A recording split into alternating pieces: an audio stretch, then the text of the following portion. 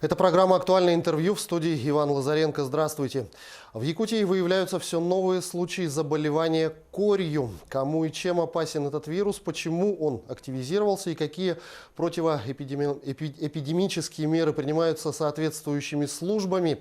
Мы сегодня поговорим с нашим гостем. Это профессор кафедры педиатрии и детской хирургии Мединститута СВФУ, главный внештатный детский инфекционист Минздрава Республики Татьяна Дмитриева. Татьяна Геннадьевна, здравствуйте. Здравствуйте. Наверное, самый главный вопрос, который волнует больше всего всех сейчас, это ситуация с корью на сегодняшний момент в республике. На вчерашний день, на 9 января, было 69 заболевших, из них 66 уже выздоровели, и есть группа контактных, за которыми ведется наблюдение. То есть ситуация, можно сказать, под контролем? Да. Чем опасна корь? Корь – это достаточно опасное заболевание. Есть такое понятие, как детские инфекции, и к ним относят в том числе и корь. Это ветрянка, краснуха, корь. Часто к ним относятся пренебрежительно. Так вот, это отношение, оно родилось именно в поствакцинальный период, потому что вакцинация привела к тому, что мало того, что снизилась заболеваемость, исчезли тяжелые случаи. В довакцинальный период никому в голову бы не пришло сказать, что корь – легкое заболевание. Это тяжелое заболевание. А в довакцинальный период с высокой летальностью, то есть смертностью, и дает серьезные осложнения, такие как коревая пневмония, как коревой энцефалит. Это очень серьезное осложнение, которое приводит к смерти, может привести к смерти пациента или к тяжелой инвалидизации. С чем связана активация вируса? Не было и вдруг появился? Не было, связано с тем, что не было завоза.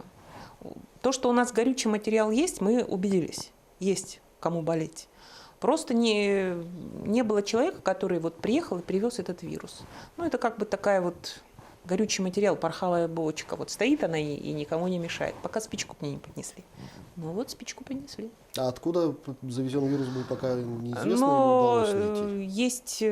Эта информация есть, но она не для широкого пользования. То есть связано это с Конго или нет, вы мне не скажете? Нет, это не Конго. Это где-то с территории России. Да.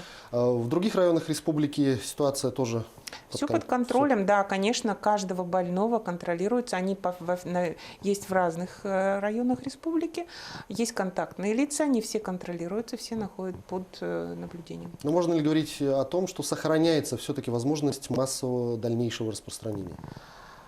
Да, риски есть, потому что это высококонтагиозное, то есть высокозаразное заболевание.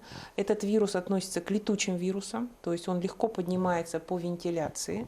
И если человек заходит в какое-то помещение, здание, то все пространство, которое не ограничено капитальными стенами, этот вирус может быть везде.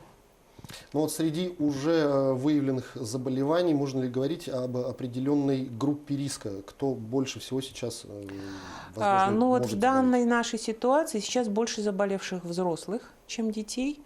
Это говорит о том, что все заболевшие – это люди не вакцинированные. Молодые люди, взрослые, которые в свое время, в начало 90-х, когда был массовый отказ от вакцинации, будучи детьми, тогда они не были вакцинированы, в дальнейшем они не ревакцинировались, то есть у них не было догоняющей вакцинации, не ревакцинировались, то есть они оказались беззащитны.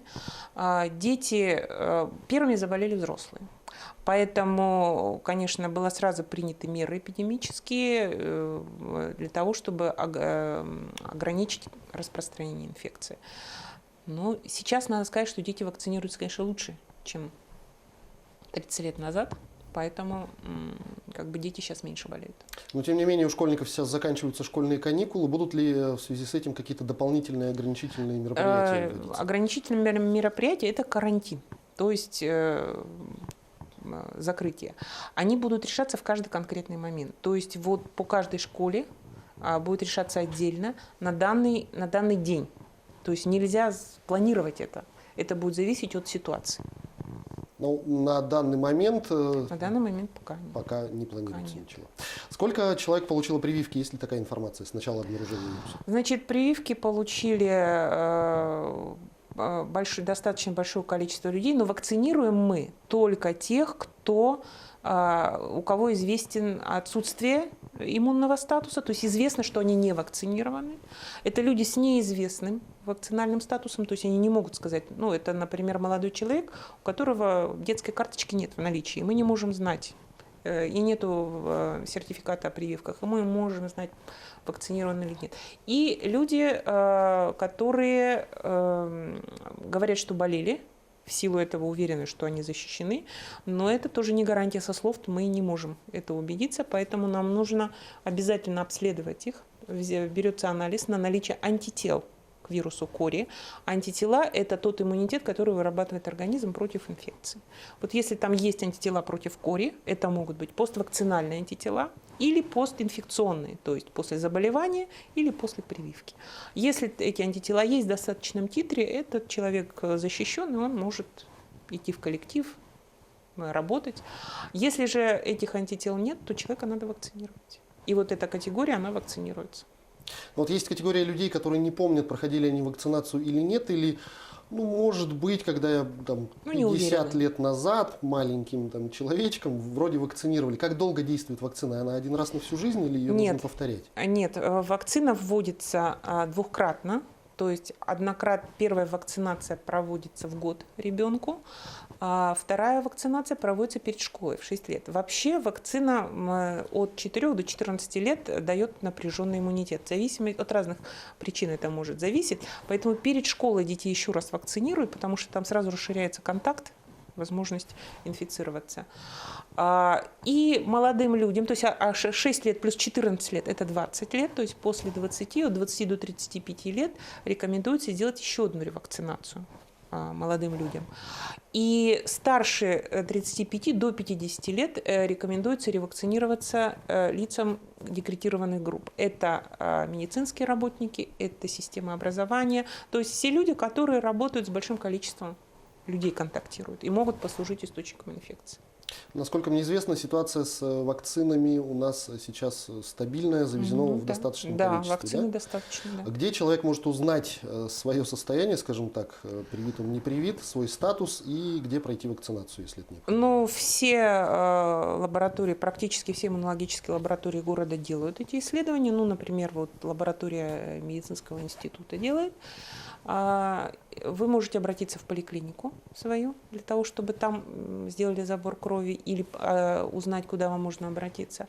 Вакцинация проводится как по месту жительства в поликлиниках, так и в городском вакцинальном центре. Но все равно, несмотря на регулярно возникающие, будь то грипп, ОРВИ, ну, в данном случае кори, есть категория людей, которые отказываются полностью от прививок, не хотят прививать своих детей. Какая работа ведется с такими людьми? Ну, с такими людьми работа ведется только санпросвет. Мы не можем принудительно сделать вакцинацию, то есть мы должны только убеждать. Есть категория людей, которые вменяемые, которые можно объяснить, которые, ну, чаще всего, это годовалый ребенок, это молодые люди, молодые родители. То есть они, конечно, очень озабочены здоровьем своих детей, они собирают массу информации в интернете особенно. А интернет – это такая штука, которой надо очень осторожно пользоваться. И получив определенную информацию, чаще всего ложную из интернета, они вот отказываются от вакцинации. С такими людьми ведется работа, объясняется им ситуация. Дается, в том же интернете можно найти другие источники и другие ссылки, гораздо более достоверные. То есть с этими людьми работать можно. И есть другая категория, которым вообще на все наплевать. Их не интересует ни собственное здоровье, ни здоровье их детей. С такими людьми работать очень сложно, потому что они не хотят слушать вас. И есть третья категория людей, пациентов, родителей или взрослых, родителей, то есть детей, которых надо вакцинировать, или взрослых. Это люди, которые убежденные антипрививочники, которые категорически против, на которых очень сложно повлиять, и которые, кстати, ведут активную пропаганду антипрививочную. Ну вот, собственно, вот мы имеем дело с результатами их трудов. Но все-таки, если неприятность произошла и человек корью заболел, как понять, какие основные симптомы этого заболевания и что, кроме вакцин, может быть, можно сделать, как-то предотвратить такую ситуацию? Ну, начнем с профилактики. Значит, что можно сделать, кроме вакцинации? Во-первых, соблюдать санэпидрежим. Если карантин, то карантин. Никаких посещений массовых праздников, там, посещения, не знаю, в гости, где есть маленькие дети, например, или взрослые болеющие. Мы не знаем, чем болеют, да? Но если взрослый болеет, там, например, у него респираторная инфекция, лучше не контактировать. Вот на сегодняшний день лучше перестраховаться. Это первое. Носить маску. Очень важно. В общественных местах мыть руки, мыть лицо после как можно больше, чаще по возможности. Это общие противоэпидемические мероприятия для всех респираторных вирусных инфекций, ну, в том числе и для кори. Как узнать, что это кори? Кори имеет несколько периодов заболевания. Начальный период, он называется катаральный, никак. Потому что он именно протекает как острая респираторная вирусная инфекция. Это и есть острая респираторная вирусная инфекция. Это катаральный синдром, лихорадка, боли в горле, першение в горле, сухой кашель, конъюнктивит, ринит. То есть это называется, знаете, мокрое лицо, когда из глаз течет, из носа течет. Ну вот, пожалуй, самый такой не специфичный, но характерный признак – это именно конъюнктивит. Не каждая ОРВИ сопровождается конъюнктивитом. При коре это характерно. Он может длиться от 2 до 7 дней, этот период. Затем появляется сыпь. Сыпь пятнисто-папулезная, то есть это такие пятнышки, посередине находится такой маленький бугорочек.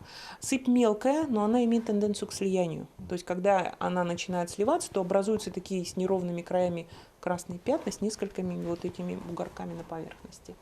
Первый день для кори характерна этапность.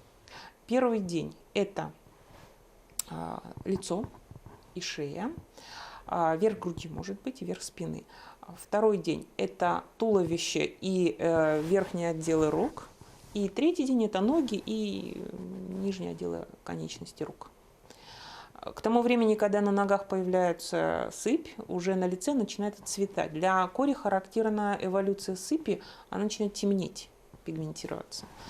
Вот это основная клиника. Как увидели такие симптомы, бегом к врачу. Ну, вообще в данной ситуации любое ОРВИ надо рассматривать как возможное начало кори. Татьяна Геннадьевна, я благодарю вас за беседу. Спасибо, что ответили на наши вопросы. Пожалуйста. О ситуации с корью мы говорили сегодня с нашим гостем. До встречи в эфире.